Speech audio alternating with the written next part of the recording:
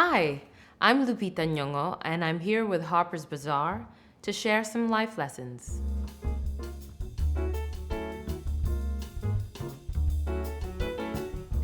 What I have learned about style over the years is that it doesn't have to change with the trend. You can establish your own style and build on it at your own pace. My personal style, how has it evolved? When I first started working with my stylist, Michaela Erlanger, I gave her a list of things I would never wear. And it included velvet, bias cut. I think I said I wouldn't wear frills, wouldn't wear peplum. But anyway, I've worn all of it. So I guess I've grown more daring. The best piece of fashion advice that I've ever been given. I was given this advice by my mom, but she didn't actually give it to me. She didn't actually say it with her words, right? She just said it with how she did it, which is to always dress to respect yourself and the event that you're going to. In this wonderful life of mine, I have learned that beauty is a metric of value, for sure, right? I guess it's important to value yourself, and so work on feeling beautiful first before anyone else needs to tell you you are. The best piece of beauty advice I've ever been given is, well, I guess it's how much a smile can do for you. You can be in a bad mood or sad, and if you smile, sooner or later you'll feel a lot better and you'll probably feel more beautiful. I feel most beautiful after a cold shower. It exhilarates you, you get this whoosh of, I guess, dopamine or something. And I feel like dancing, and that's a lovely feeling when I feel euphoria.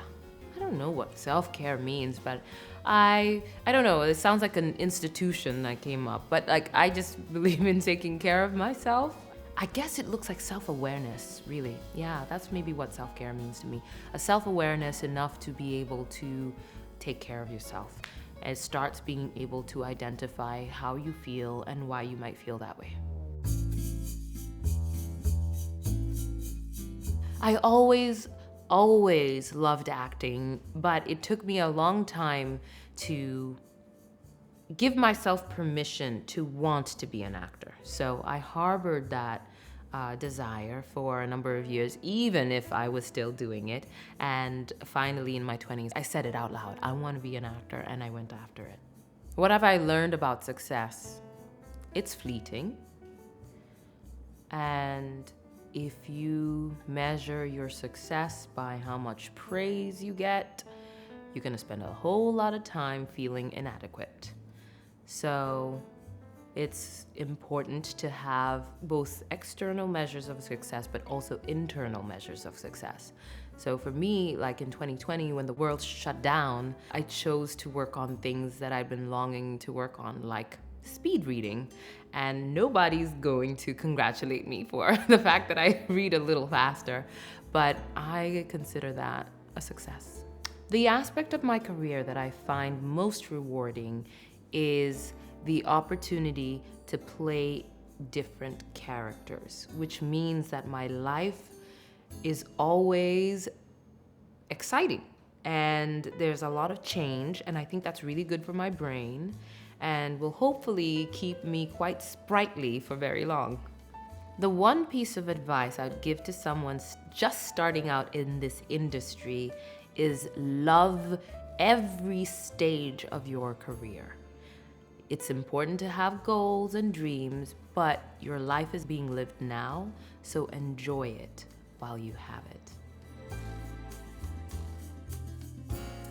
What I've learned about friendship is that it's important to gauge how much your friends are there for you, but it's also equally important to gauge how much they allow you to be there for them.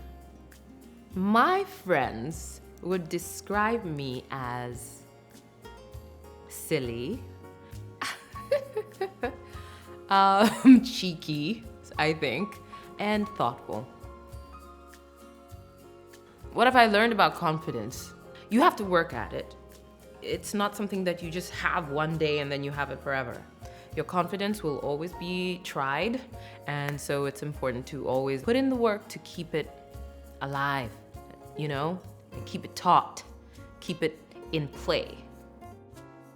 The best piece of life advice that I've received from another woman would be, you know what, this is very, very practical. Reese Witherspoon advised me to be the first to answer group emails. And I think that's great advice because it means that people will have to take you seriously because you're quick to respond. I try. Creativity is something that I personally have to work at. There's so many demands on our lives today, and for me there's a lot of administrative work, lots of emails to answer, all the busy work, dishes in the sink, all of that, and it can take away a lot of my vitality when I'm doing the busy work. So for me, creativity is something that I have to safeguard, I have to make time for it, and I have to be very deliberate. One of the ways in which my creativity starts to flourish is when I steep myself in whatever subject matter I want to be creative about. And when I'm watching material that reminds me of it, and I'm reading about it, and listening to things about it, when I can steep myself deeply in a subject, then I start to get new ideas. And also, creativity comes to me in the shower. Thank you for watching.